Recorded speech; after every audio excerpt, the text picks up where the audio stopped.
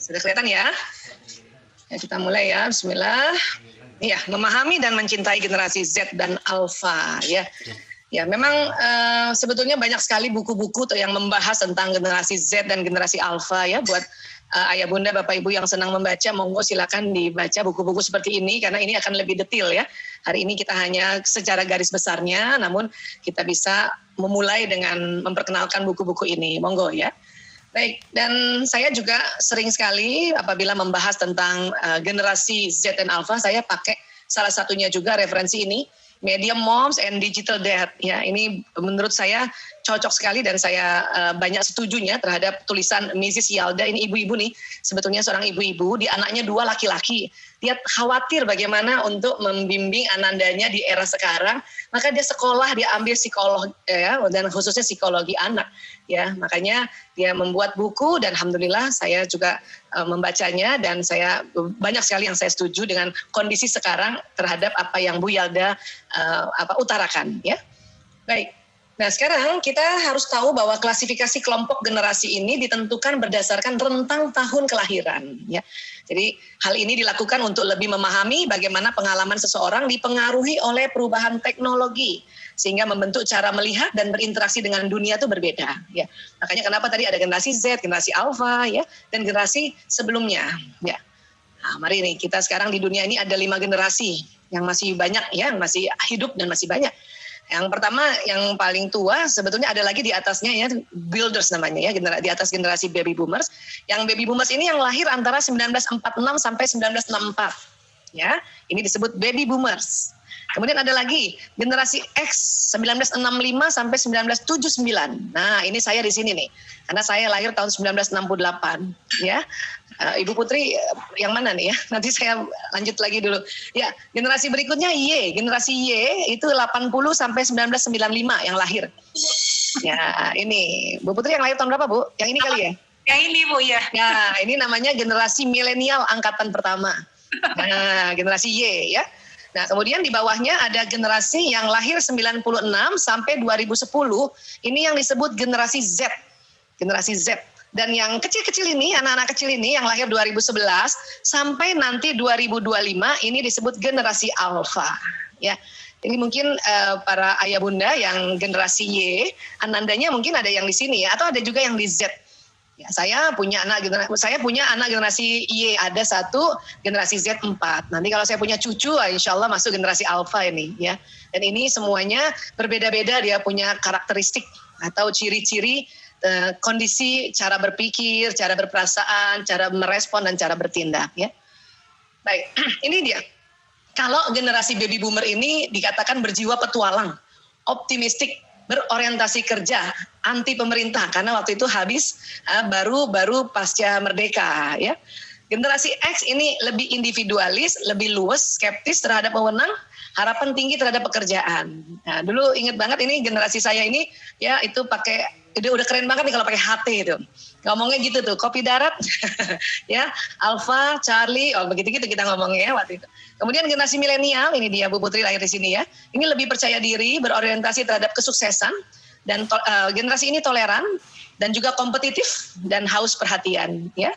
Dan generasi Z ini menghargai keberagaman, menghendaki perubahan sosial, suka berbagi dan berorientasi target ini generasi Z ya. Bagaimana dengan generasi Alpha? Nanti kita akan bahas lebih dalam lagi ya.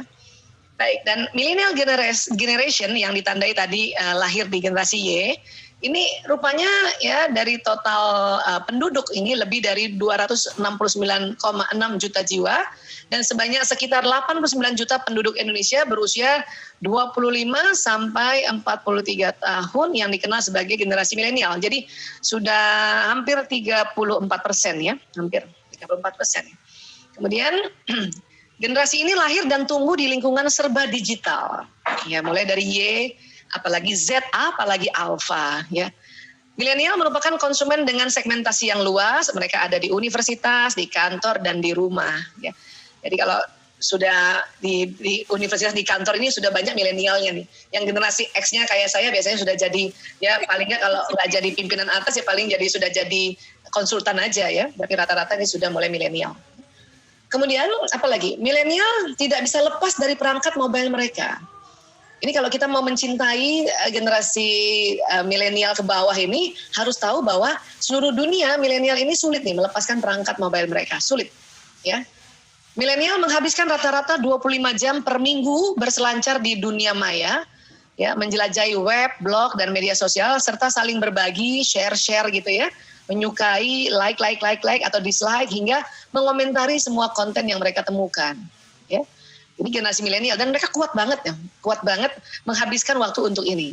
Kalau saya generasi X itu karena nggak kebiasaan gini, aduh rasanya capek banget kalau harus semua dibaca, semua harus di-like gitu kan. Ya, ini karena beda generasi ya. Dan milenial tumbuh dalam budaya berbagi. Mereka apa-apa dibagi, apa-apa di-share. Ya, makan apapun di-share, ya, kemanapun di-share, ya, sedang apapun di-share. Itu makanya disebut tumbuh dalam budaya berbagi. Ya, ini juga bagus ini apa-apa dibagikan gitu. Ya. Kadang-kadang sesuatu yang nggak perlu dibagikan juga ya, bertengkar dengan suami istri dibagikan juga ke orang-orang ya. Ya, inilah konsekuensinya ya. Baik. Jadi sekarang generasi Z yang lahir tahun 95 sampai 2010 ya, kita lebih dalam lagi supaya kita tambah mencintai mereka ya. Generasi Z ini antara lahirnya 95-2010 sehingga saat ini berada pada kisaran usia 9 sampai 24 tahun. Yang anandanya ada usia 9 atau 10 tahun itu masih sudah masuk Z ya, bukan alfa ya, belum alfa ya. Baik, istilah generasi Z sebenarnya tidak langsung muncul setelah terminologi generasi Y atau generasi millennials yang dikenal umum ya. Jadi ini ada sejarahnya sebetulnya nih. Jadi apa sih? Jadi tahun 2005 ini muncul istilah Homeland Generation atau Homelanders untuk menggambarkan generasi setelah milenial sebetulnya. Ya, setelah tadi generasinya Bu Putri lahir itu maunya disebut Homeland Generation, maunya begitu. Ya, kenapa itu? Bisa ke mute suaranya Bu Aisyah. 1, 2. Ya, sudah Bu Aisyah. Jadi sebetulnya generasi setelah generasi milenial atau generasi Y atau generasinya Bu Putri tadi sebetulnya mau dinamakan Homeland Generation, Homelanders gitu tadinya ya. Kenapa mau dibilang seperti itu atau mau dinamakan seperti itu? Karena pada saat itu ada serangan teror 11 September 2001 di Amerika Serikat. Ya, ini tragedi Menara Kembar WTC itu ya. Jadi mau dinamakannya untuk mengenang 11 September ini, kita namakan saja jadi setelah milenial ini ya Homeland Generation gitu. Ya. Nah, jadi karena apa artinya Homeland Generation? Supaya merasa lebih aman tinggal di dalam negeri, homeland ya. Karena waktu itu orang sebagian besar orang Amerika Serikat tuh begitu. Jadi dia mau menamakan ini ya. Namun istilah Homeland Generation tidak begitu populer hingga saat ini. Makanya nggak tahu kalau ya generasi setelah Y itu harusnya Homeland Generation, tapi nggak ada yang tahu, ya sedikit yang tahu.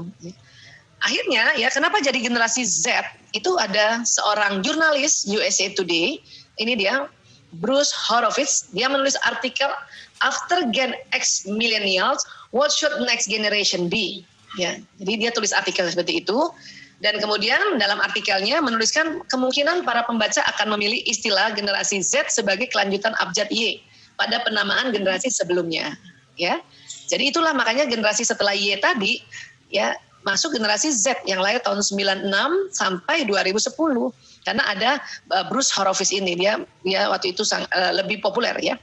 Jadi istilah generasi Z kemudian menjadi hasil voting seluruh pembaca. Jadi dia memberikan di artikel USA Today ini dia memberikan ya ide bagaimana kalau jadi kita namakan saja generasi Z. Wah, banyak yang setuju. Itulah makanya dipakai istilah generasi Z dan terkenal ya, populer sampai saat ini ya. Ya, dan beberapa nama lain generasi Z ini ya seperti ini ya, Gen Tech, Gen Y, Net Gen, Digital Native, Gen Next dan sebagainya nih. Ya, ini nama-nama generasi Z.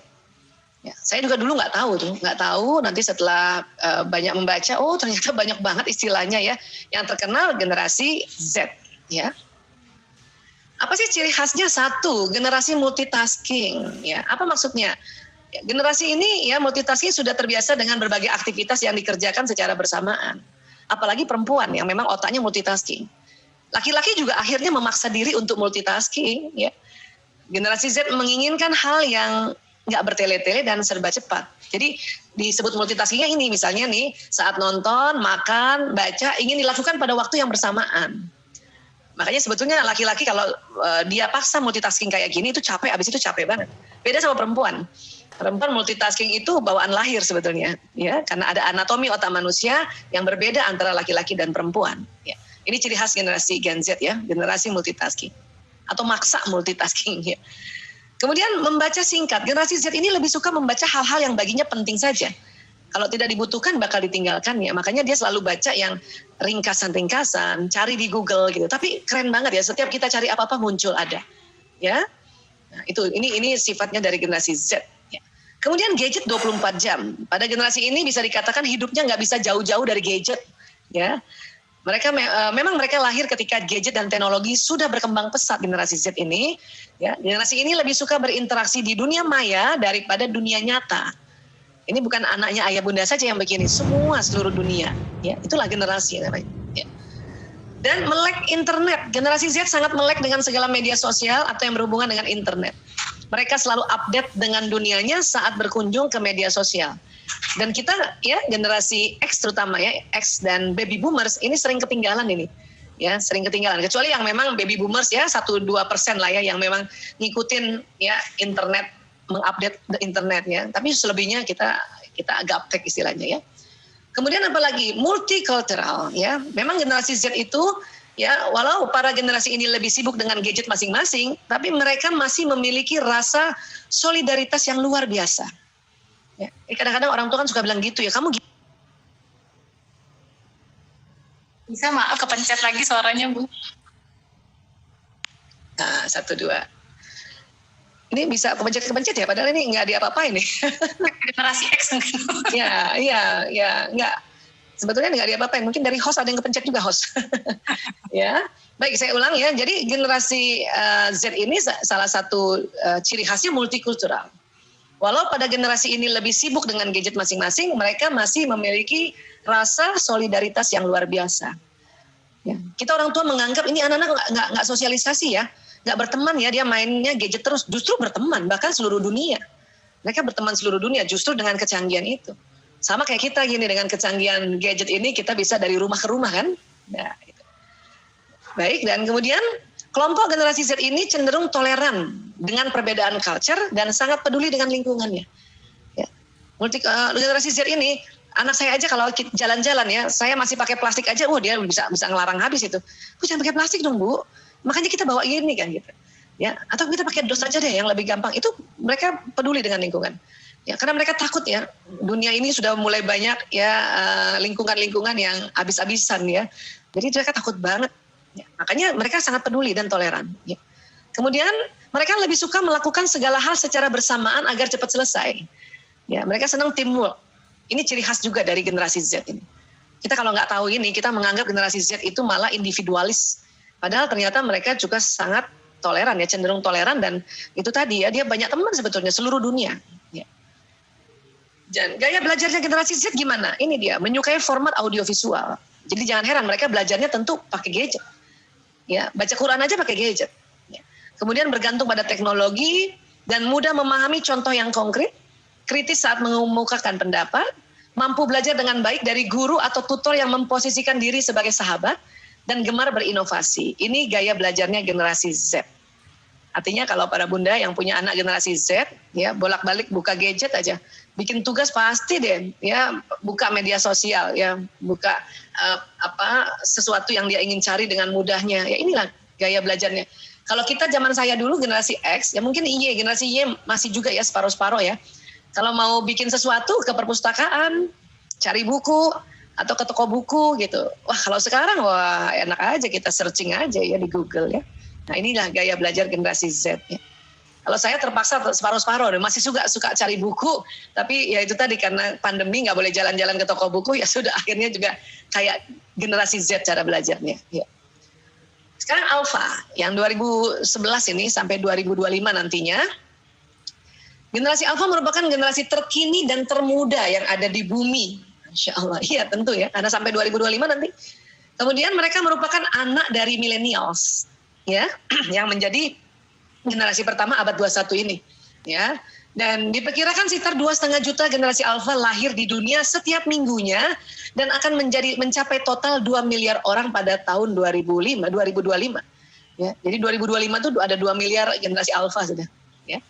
Generasi ini juga diprediksi akan memiliki usia hidup paling lama dan tingkat kesejahteraan paling tinggi dibanding dengan generasi-generasi sebelumnya. Udah paling asik dia, paling sejahtera dia. Ya. Dan mungkin generasi alfa ini gadgetnya nggak kebablasan dibanding generasi Z. Karena orang tua yang generasi milenial sudah mulai bisa kurang lebih ya bagaimana membalancing. Karena mencari tahu bagaimana membalancing. Karena kalau kebablasan kayak generasi Z itu, ya bablas dia punya gadget, ya. Nah, kemudian ya istilah generasi alfa pertama kali digaungkan oleh Mark McCrindle, seorang peneliti dan konsultan di bidang sosial dan demografi yang berkebangsaan Australia. Ini bukunya nih, ABC ya of XYZ, ya. Nah, ya, ini yang mempopulerkan label generasi alfa tahun 2009 melalui buku ini, ya. Kemudian sejak saat itu istilah generasi alfa menjadi populer di dunia. Nah, ini sejarahnya nih, ya. Nanti setelah alfa, setelah tahun 2025, 2026 sampai seterusnya ini masih banyak nih Bunda, Ayah Bunda ini nama ini. Ya, ini adalah alfabet Yunani. Jadi alfa nanti ada generasi beta, gamma, delta, epsilon dan sebagainya. Oh, ini masih banyak stoknya, tenang aja, ya. Baik, nah ini lucu nih generasi alfa ya.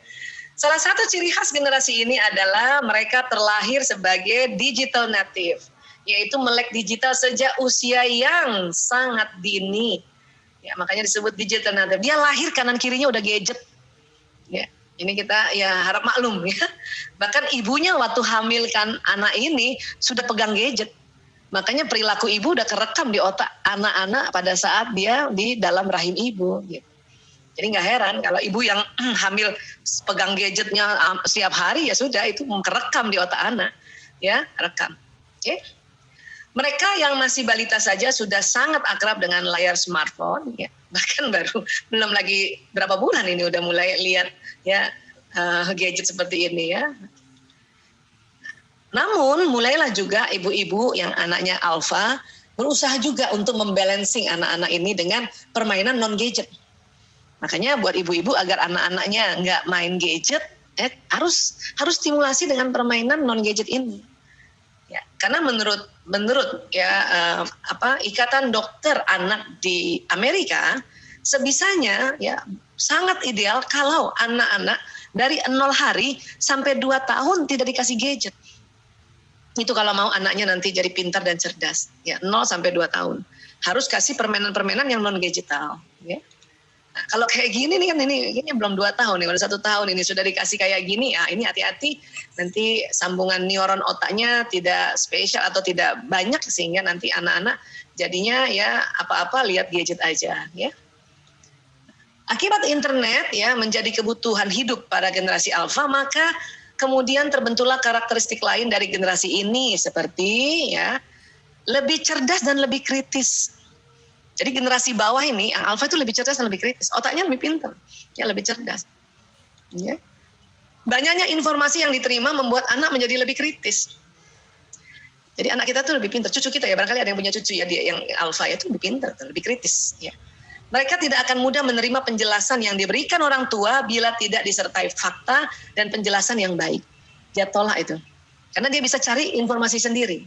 Ya. Ini otaknya anak-anak generasi ini memang neuronnya itu, sel otaknya itu ya lebih canggih. Itu memang ditemukan seperti itu. Kemudian 2, menyukai hal yang serba instan. Anak-anak generasi alfa itu maunya instan. Karena dimanjakan oleh berbagai teknologi, generasi alfa juga cenderung menyukai hal-hal yang instan dan tidak merepotkan. Ya. Mereka juga cenderung terobsesi dengan teknologi sehingga tidak ingin tertinggal dari kemajuan yang terjadi. Kadang anak masih muda ya minta gadgetnya diganti, padahal ibunya masih pakai yang Nokia lama. Ya ini ya anak-anak memang ya namanya juga era ya generasi. Tapi ya itu tadi kesepian dan antisosial nih generasi alfa ini ya. Namun jangan salah ya mereka ya bermain juga di gadget ini dengan berinteraksi sosial. Interaksi yang begitu tinggi dengan gadget mereka membuat generasi alfa ini mengalami kesulitan ketika berinteraksi sosial di dunia nyata. Tapi interaksi sosial di dunia maya itu mereka jago banget. Ya. Akibatnya mereka akan lebih nyaman sendiri dengan berbagai perangkat teknologi yang mereka miliki. Dan itu bukan anak ayah bunda saja, itu hampir seluruh dunia. Termasuk anak-anak saya juga. Ya, dia kalau interaksi di dunia maya, itu banyak banget temannya seluruh dunia kali. Tapi tetap kita ya bagaimana caranya untuk ya berinteraksi dengan keluarga, dengan orang paling minimal orang di rumah lah, karena ini masa pandemi nggak bisa kemana-mana. Ya. Kemudian ada anak tunggal, fenomena anak tunggal. Jadi diprediksi generasi alfa terlahir sebagai anak tunggal atau hanya 2 anak, dikarenakan orang tua mereka, para milenial ini cenderung memiliki keturunan yang tidak banyak dan lebih berfokus pada karir. Ya, makanya anaknya nggak mau banyak-banyak gitu. Saya anaknya 5 karena saya bukan milenial, masih generasi X. Jadi seneng banget anak banyak, ya Masya Allah. Sekarang bagaimana tips mendidiknya? Tips mendidik generasi milenial, Gen Z dan Alpha, ya. Nah, inilah anak kami, tapi ini sudah lebih besar lagi, ya. Ini masih mungil-mungil ya. Jadi saya orang yang realistis dan saya mempunyai anak yang menyukai media. Saya juga tahu saya harus membantu mereka, gitu ya. Jadi akan terus ada dan anak-anak akan tetap menggunakan teknologi untuk melakukan apa yang harus mereka lakukan di masa tumbuh kembangnya, yaitu membentuk jati diri dan berusaha memperluas batas-batas kemampuan mereka. Saya nggak bisa menentang era. Kalau saya menentang era nanti ya kelelep nanti kita. Ya. Karena media ini akan terus ada dan terus berkembang.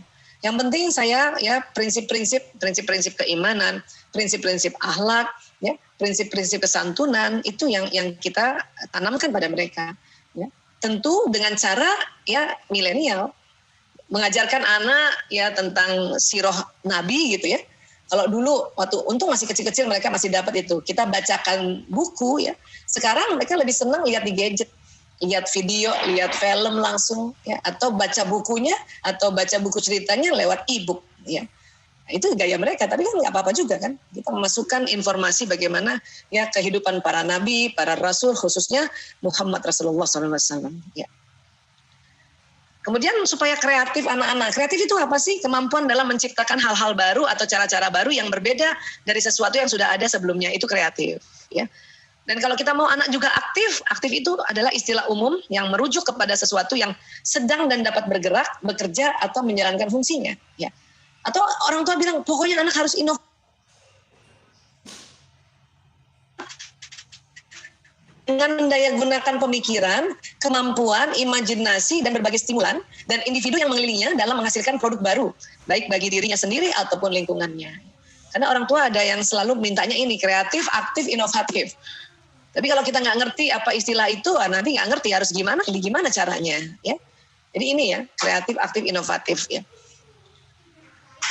Kalau kita mau mengajarkan anak-anak kita, mendampingi dan mencintai mereka, sadarilah bahwa ya setiap perkembangan zaman itu ada aja pro kontranya, ada saja ya. Ini komputer ya, zaman komputer besar kayak gini lama-lama makin mungil ya. Alhamdulillah nih. Ya.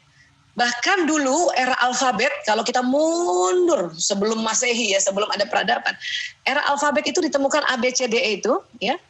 Saat alfabet ditemukan beberapa ribu tahun yang lalu, para filsuf berspekulasi bahwa komunikasi dengan cara baru ini akan berpengaruh negatif terhadap daya ingat manusia.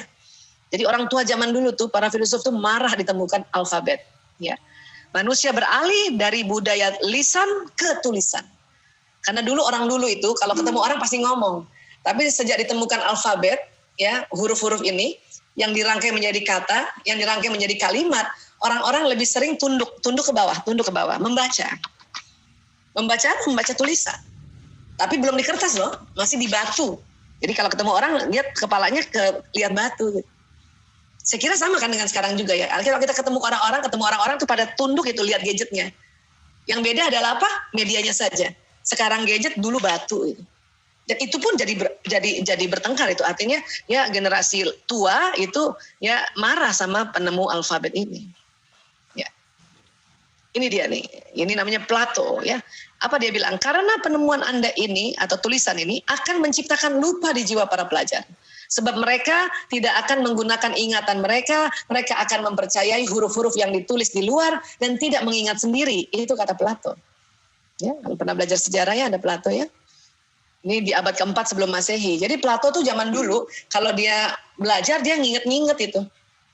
Dia harus ingat gitu. Istilahnya hafal mati gitu. Ya. Nah, tapi setelah dituliskan tulisan, mereka apa-apa ditulis. Plato marah sama yang menemukan tulisan ini. Tapi apa yang terjadi? Setelah Plato belajar huruf dan belajar kata dan merangkai kalimat, akhirnya Plato kerjanya nulis terus. Semua pikiran dia tulis, semua apa yang terjadi ditulis. Makanya dengan tulisan Plato ini kita masih bisa dapat tulisan dia di abad keempat sebelum Masehi dalam sebuah buku ya, Phaedrus atau namanya Myth and Philosophy in Plato's Phaedrus. Ya. Bayangin tuh, coba kalau nggak ada tulisan, bagaimana kita bisa tahu apa yang dipikirkan Plato saat itu, apa yang diharapkan saat itu gitu. Untung ada tulisan. Gitu. Tapi dulu tulisan aja itu ditentang habis. Ya. Artinya apa? Artinya di setiap generasi itu pro dan kontra itu ada. Ya. Ini huruf loh, cuman huruf doang. Ya. Nah ini dia nih, zaman dulu batu ditulis kayak gini. Dan semua anak muda menikmati batu yang ditulis kayak gini. Ya, karena teknologinya baru ini. Ya. Oh, nikmat banget. Ada orang tuanya lewat, dia nggak angkat kepalanya. Itu dilihat batu itu. Yang bahayanya apa kalau orang tuanya marah kalau pada saat zaman batu itu? Lempar batu.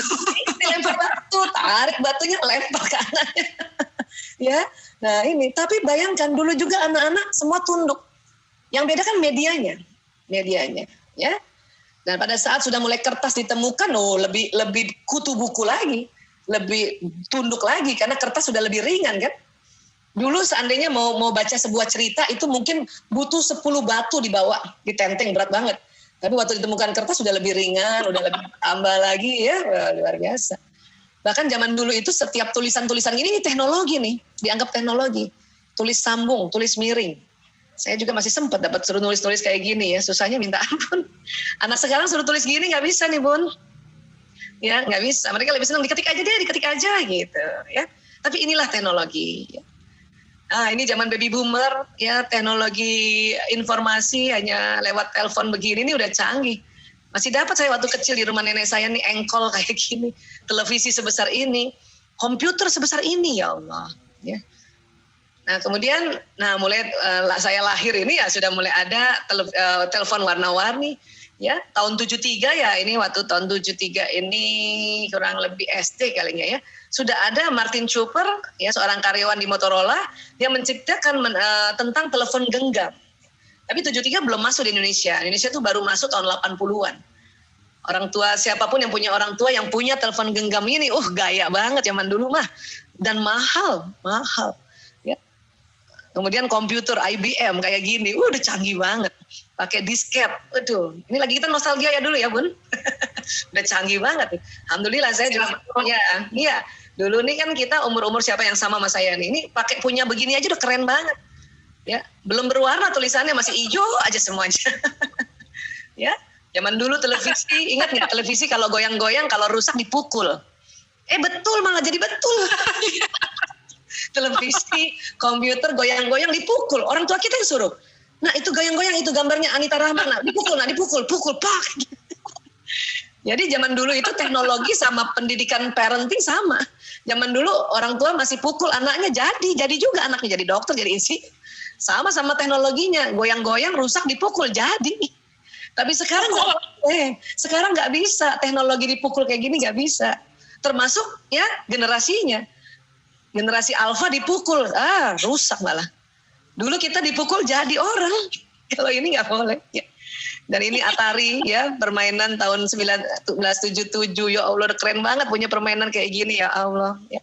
Kemudian ini kalau ini masih seneng banget, ada congklak, ada bekel, ada catur, karambol, monopoli. Ini juga satu masa ini kita sangat gandrung dengan permainan ini. Ini pun orang tua marahin kita, ya kan? Tetap aja ibu-ibu marahin mau pakai gadget atau nggak gadget ya, mama emang tukang marah itu. Ya, kita main bekel dimarahin, main congklak dimarahin juga. Kenapa dimarahinnya? Karena sampai maghrib atau lewat sholat maghrib. Nah itu yang dimarahin ya. Jadi ibu-ibu marahin anak itu mau generasi apapun ada. Kenapa? Karena kita nggak ingat waktu. Namanya juga anak-anak gitu. Ya, nah ini jadi harus paham juga nih. Tapi saya senang sekali kalau ada orang tua menyiapkan juga permainan seperti ini di rumah untuk membalancing anak-anak main gadget gitu. Saya pernah punya karambol nih waktu anak-anak masih kecil main kayak gini, sampai rusak belum sempat beli lagi nih. Tapi gembira banget anak-anak kalau waktu kita ya udah zaman gadget nih, tapi di rumah ada karambol kita main ini, aduh gembira banget. Itu lupa loh, gadgetnya lupa, ya. Oke, jadi kalau ibu-ibu mau anaknya tidak main gadget terus, harus punya beginian di rumah. Ya. Wah, ini generasi Y, ya Allah, pakai pager udah keren banget, ya Allah, communicator, HP, keren banget ya. Udah, ini juga kita, ini aja udah dimarahin juga sama orang tua kita nih, karena dikit-dikit di pager, dikit-dikit pager ya. Oh, ini mainan ini nih, Game Watch tahun 80-an, saya ingat nih waktu SMP main kayak gini, ini pun dimarahin. Ya, main lagi yang pakai arcade Donkey Kong, itu pun dimarahin, apapun dimarahin. Tapi memang karena kita suka lupa waktu. Ya, karena orang tua itu yang dia marah pada kita adalah lupa waktu. Sama anak yang gadget sekarang juga karena dia kebablasan waktunya. Jadi itu sebetulnya yang kita marah. Dan satu lagi kalau sekarang adalah kita harus perhatikan, selain perhatikan durasi waktu, perhatikan konten permainan anak. Itu yang perlu kita perhatikan ya. Dulu juga kalau Popeye gini kan, ya Allah, ini aman aja nih, gurita gini kan aman. Donkey Kong apalagi aman banget, cuman di King Kong yang kita mainin. Kalau sekarang hati-hati, dia men-searching permainan-permainan yang untuk dewasa masih bisa ya. Oke, nah ini zaman dulu nih yang jadul, ini modern. Dulu waktu SMP SMA kalau ekskulnya ngetik keren banget, ngetik 10 jari. Sekarang mana ada ini lagi kayak gini ya. Nah, inilah perubahan era ini yang membuat ya teknologi berbeda ini yang membuat cara sudut pandang, cara berpikir kita yang nanti berbeda ya. Bayangkan ini, dan sekarang cepet banget perubahannya. Kadang-kadang kita nggak bisa ngikutin lagi. Yang penting kita tahu bahwa oh ya, memang setiap perubahan zaman ada saja pro kontra. Ya, itu. Nah sekarang orang tua juga harus menelaah ya perilakunya dalam bergadget. Kadang-kadang orang tua juga sih ngasih lihat dia main gadget ya sama anaknya gitu kan, atau lagi hamil juga tetap main gadget ya, sama aja nanti kan terekam di anak-anak ya. Dan di otak manusia itu ada istilahnya neuron cermin. Ya, para ilmuwan ingin menguraikan kaitan antara otak dan perilaku fisik, maka mereka mencari sel-sel dalam otak. Mereka menemukan sejenis neuron dalam otak yang secara teoritis dapat dikatakan sebagai penyebab utama mengapa seseorang bisa belajar dengan mengamati orang lain. Ya, mereka menyebut jenis sel ini disebut mirror neuron atau neuron cermin. Ya, neuron cermin terdapat kurang lebih 30% di otak manusia. Jadi kalau anak-anak kita sangka dia masih kecil, nggak ngerti apa-apa, dia lihat ibunya main gadget, lihat bapaknya main gadget, lihat bapak ibunya nggak ngomong-ngomong masing-masing di gadget, itu terekam itu. Dan bisa jadi dia akan melakukan seperti itu juga. Ini ada di otak manusia, bahkan juga otak hewan mamalia. Ya, ini otak manusia, ada otak besar, ada otak kecil, terus terbagi dua, belahan kanan dan belahan kiri. Ya, ini yang bagian hidung di sini ya. Nah, di dalamnya itu ada neuron seperti ini, nah atau sel otak jumlahnya 100 miliar. Nah, 30% dari 100 miliar ini dia bisa ya merekam apa yang dilakukan lingkungannya, atau disebut neuron cermin. Ya, nah, kemudian nanti neuron itu akan berkoneksi ya, dia akan tersambung-sambung. Nah, jadi sejak bayi neuron cermin sudah aktif, bercermin pada contoh di depannya. Nah, kalau begini terus orang tuanya ya terekam di dalam otak bayi, ya terus nanti pas dia agak besar dia juga begini, ya kita gimana dong? Berarti kan kita punya kontribusi terhadap ini, ya, neuron cermin. Nah, ini bahkan hewan golongan mamalia juga ya, itu punya neuron cermin itu. Makanya sering simpanse ini kalau di kebun binatang itu dia suka perhatiin orang gitu. Ada orang laki-laki perempuan jalan gandengan, mungkin suami istri, cuman kan simpanse nggak tahu suami istri apa nggak dia liatin. Lama-lama dia juga gandengan sesama simpanse gitu. Karena di simpanse juga, di mamalia juga ada neuron cermin. Ya, jadi ini luar biasa nih, apalagi di manusia ya, Masya Allah. Jadi ini kalau kita lihat ini neuron ini kan ada nih di otak kita ya, dan sekitar 30% itu dia membuat atau merekam atau melihat ya atau bercermin pada seorang atau lingkungan di depannya. Ada di mana neuron cermin ini Bu Aisyah? Di dalam sini nih, di lobus frontalis ya. Dan kemudian nanti kalau sudah terekam ya, terekam di sini itu akan jalan ke sistem saraf. Maka anak ini akan berperilaku seperti apa yang dia rekam. Inilah makanya contoh teladan pada orang tua dalam kita mendidik itu penting sekali. Kalau teman-teman ayah bunda bilang ya, nah ayo nak sekarang gadgetnya simpen dulu ya. Ya udah betul-betul disimpan sama-sama. Ayo kita makan, gadget simpen dulu ya, betul-betul simpen. Karena anak juga kan misalnya ini anak nih, ya udah besar misalnya ya. Kita bilang, nah gadgetnya simpen dulu ya, itu pesannya jalan ya, gadgetnya simpan dulu, gadgetnya simpan dulu, gadgetnya simpan. Tapi kalau mata dia lihat bapaknya masih pegang gadget atau ibunya masih pegang gadget, maka pesan yang di telinganya itu nanti kalah dengan pesan yang dilihat dari matanya. Apalagi ada anak yang sistem saraf matanya lebih peka. Itu lebih kenceng gitu. Ya, ada anak karena telinganya lebih peka, ibunya suruh sholat, ya, tapi dia lihat ibunya masih pegang gadget, dia nggak pengaruh karena dia sistem saraf telinganya lebih peka. Tapi ada anak yang sistem saraf mata lebih peka. Ibunya suruh tapi matanya melihat tidak ada contoh, dia nggak mau melakukannya. Itu akan jalan di badan ini lewat sistem saraf. Karena sistem saraf ini kerjanya kayak kabel listrik. Ya, dia bawa pesan apa saja, ya. Oke. Ini kayak kabel listrik. Ya, ini sistem saraf nih panjang-panjang, ini persis kabel listrik. Ya, dia bawa pesan, makanya jalan di sini. Itulah kita harus hati-hati itu. Kita ajarkan anak apa yang dia dengar, apa yang dilihat itu harus satu, ya, selaras. Ya. Dan apa yang dia rekam gitu. Makanya kalau misalnya kita merasanya anak saya ini susah banget ya ninggalin HP atau gadget, nah itulah ciri khas dari generasi alpha atau generasi Z, apalagi yang masih muda, yang 9 tahunan ke atas sampai 17 tahun ya. Kenapa begitu? Ya itu tadi, coba ingat waktu kita hamil, kita pegang gadgetnya gitu. Alhamdulillah kalau jarang banget pegang gadget, malah pegangnya Quran. Kalau pegangnya Quran, Masya Allah, apa yang dilafazkan oleh ibu itu jalan di sistem saraf, masuk itu pesannya ke rahim, dan di situ ada janin, itu terekam. Ya. Bu Aisyah, saya juga baca Quran tapi pakai di gadget. Ya sudah, daripada kan ada juga yang begitu kan, karena memang era gadget, ya banyak anak milenial itu lebih senang baca Qurannya di gadget. Kenapa? Gampang di searchingnya satu, kedua bisa berwarna, ya ketiga bisa ada suaranya langsung, ya keempat kadang-kadang kalau taruhnya sembarangan, ya nggak merasa bersalah. Kalau mushaf yang asli kan kita taruh sembarangan bisa kita ya rasa sangat bersalah itu. Tapi kenapa banyak anak milenial atau generasi Z senang ngajinya lewat gadget? Nah, itulah banyak pertimbangannya seperti tadi yang saya bilang. Jadi apa yang dia dengar pesannya jalan, apa yang dilihat pesannya jalan, apa yang diucapkan pesannya jalan. Itulah sampaikan hal yang baik-baik, ya. Kemudian biarkan dia matanya melihat hal yang baik-baik dan ucapkan juga hal yang baik-baik untuk diri kita. Ya Allah, anakku memang generasi yang orang bilang sekarang, ya Allah, kita kayak ngomong sama Allah ya, generasi alfa, ya, lahir sana sininya udah digital ya Allah. Makanya saya memaklumi kenapa dia pada senang main gadget, apalagi lagi pandemi begini, ya Allah. Pandemi begini dia biasanya main sepeda, ini nggak boleh main sepeda, yang biasanya main layangan, main futsal nggak bisa main. Makanya ya Allah, saya memaklumi dia main gadget ya Allah. Coba kita ngomong gitu aja sama diri kita. Sehingga apa? Sehingga kita nanti jauh lebih bijaksana. Ya. Kapan kita selalu ngeluh, keluhan itu jalan di sistem saraf dan itu merusak pikiran kita dan merusak juga perilaku kita nanti. Kita jengkel terus lihat anak ini pegang gadget ya, kita jengkel terus. Cuman jengkel doang, nggak bisa juga ngapa-ngapain sama anak. Maka jengkel itu jalan, jengkel. Ya. Anak nggak apa-apa, orang anak cuman lihat buka gadget ya, ibunya belum cek juga udah keburu jengkel, udah marah duluan, udah sakit duluan ibunya nanti. Ayah bundanya udah sakit duluan. Padahal anak buka gadget ternyata dia ya membuka sirah nabawi.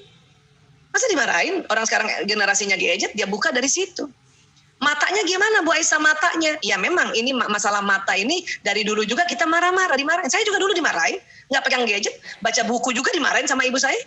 Jangan terlalu sering baca buku, nanti sakit matanya. Dari dulu tuh orang tua selalu marahin. Ya, baca buku sambil tiduran, itu pun udah dimarahin dulu. Itu jangan hati-hati baca buku, nanti cepat buta itu. Sekarang juga begitu. Ya, tapi ketahuilah ayah bunda, ya sistem saraf manusia ini Allah buat sedemikian rupa karena Allah Maha tahu terhadap apa zaman berikut ini. Ya, dia lebih kuat. Mata anak saya lebih kuat melihat gadget lebih lama dibanding saya. Karena saya mata produk tahun 68. Mereka mata produk tahun yang paling bungsu 2005. Itu beda banget produk 2005 sama yang 68. Jauh itu. Ya makanya kalau kita pakai cara mata kita membandingkan dengan anak-anak itu memang nggak sama. Ya, mata saya itu ya cocoknya lihat komputer yang zaman dulu, yang IBM tadi. Allah Maha tahu apa yang akan terjadi, manusia bikin apa. Allah juga sudah siapkan ya perangkat tubuh manusia ini dengan ya kuat menghadapi ya zaman itu. Yang diminta adalah kita ya dilarang untuk ya meledek mereka, menghina mereka, ya atau meremehkan mereka, itu yang mereka nggak suka. Ya, atau kita yang bilang nanti sakit. Nah itu kan dia dengar nanti sakit, akhirnya sakit betulan itu anak. Ya, nanti mata kamu, semuanya kita omongin, itu dia dengar loh. Makanya kenapa sih kita nggak doa? Insya Allah ya nak, matamu kuat, matamu tetap segar, kamu harus ya buka gadget terus-terusan ini. Mana sekolah dari pagi sampai malam, kadang-kadang sekolah itu kan ada ekskul. Terus kalau kita ketakutan terus nanti ya anak nggak apa-apa, kita yang apa-apa nanti. Makanya kita doa aja, ya Allah, astagfirullahaladzim, ya Allah, berikan kekuatan di matanya anakku ya Allah. Karena ekskul juga kalau nggak diikutin ntar ya dikurangi nilainya juga. Belum lagi ekskul yang anak SMA, yang kakak kelasnya masih juga pelonco adiknya. Habis maghrib pun masih suruh buka gadget. Ada yang begitu. Nah kalau kita tidak izinkan kan kasihan anak kita. Ya, makanya kita doakan saja, ya Allah, ya angkat sedihnya anakku, angkat capeknya anakku, ya Allah, beri kekuatan matanya, telinganya, sarafnya semua ya Rob. Itu jauh lebih bijaksana dan itu jauh menyenangkan dan akhirnya anak pun senang karena ibunya doain terus. Ya, nah, kira-kira seperti ini. Saya kembalikan lagi ke Ibu Putri ya.